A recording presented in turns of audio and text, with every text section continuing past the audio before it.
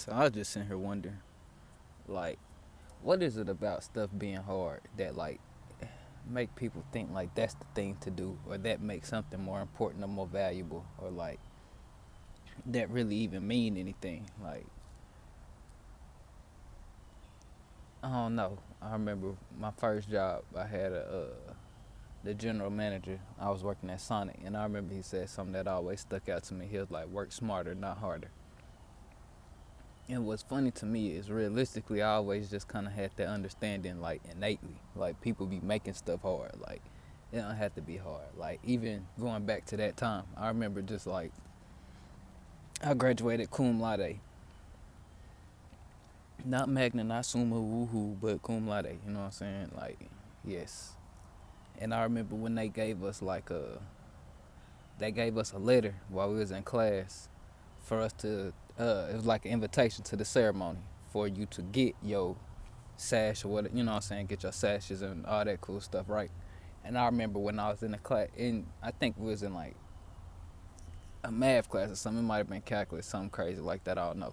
Whatever class we was in, I remember some of the girls that was like, obviously they're of color, but I remember when I got it, they was like, I don't know if it was when I got it or if it was when we actually went to the assembly. They're like, what you in here for? I'm like I invited myself. Like I even knew what this was to just bring myself to it. Or like I thought, like, this not even no fun event for me to just be like, ooh, let me slide in here with y'all and kick it for whatever time period we in here. Like, you know, I'm in here the same reason you in here. Because my grades reflect that. The difference being, I was working smarter. They was working harder. So in their mind, they working harder than me. They see what I'm doing in class, be it sleeping, be it whatever the case may be. I slept through most of my classes. Why? Because what is it that the teacher really teaching that's not in the book? They're going over examples. If we in math class, they're going over examples that's in the book. The example in the book tells you how to get through the whole process. The teacher's explaining the same thing the book explaining. She just saying it versus you reading it. Let's take it to history class. The history teacher is doing what? Going over the exact same things that's in the book. The English teacher is going to, like, bro, the science teacher, all this stuff in the book. Excuse me for realizing that and reading ahead, reading later on my own time, not feeling like doing it now because I'm around all my people, you know what I'm saying, whatever it is. I'm like in here with other kids. When I go home, it's me and my little sister, like she's 5 years younger than me, or I'm going to church with kids that's X amount of years older than me and X amount of years younger than me. Ain't really nobody in my age range, age bracket. And if they is, we might just not be cool like that. Especially like with no dudes of my age like that. Really, they was probably older. The ones that was my age, we probably just went on the same type of time. Like, but all that to say, like, bro, you know how I graduated cum laude? It was super simple, super simple. I don't know about now, but back then they split our grades up 50% daily work, 50% test grades. So what that mean? A passing grade is a 70 in Texas. You know what I'm saying? Arkansas, you can get through with a D. That's a 60. Texas don't do D's. After you get below 70, you going to have to retake this class or do something else, right? So that means I need to have an accumulative score of 140 points. My daily plus my test need to equal 140. So that means I can have a 90 daily and a 50 test. I can have an 80 test and a 60 daily.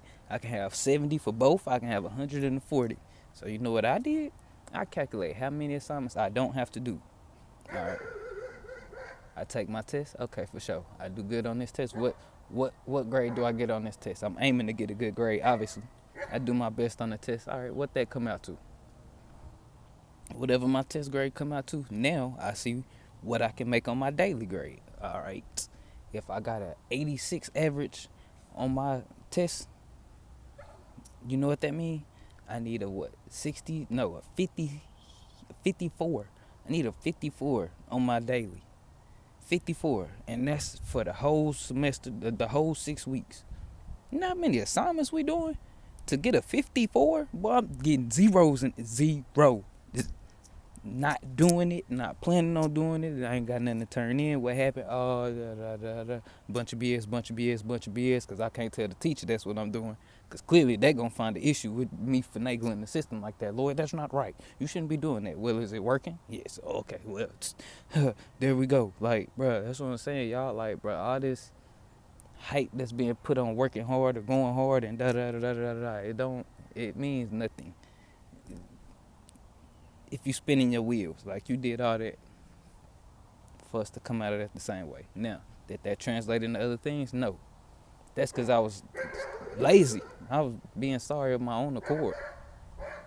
But like, that's just, I don't know, food for thought. These are just some things that I be thinking about when I be living my life day to day. Like, bro, it be really trying to press like working hard means something. It might, but not to me. And that's why. Because I like, bro, I made it through school being viewed as a top scholar. And I ain't work hard. And like, I know that. You might think I did. You might think I take pride. No, bro, it wasn't hard then. It ain't hard now. So like, let's find something else to do with our time.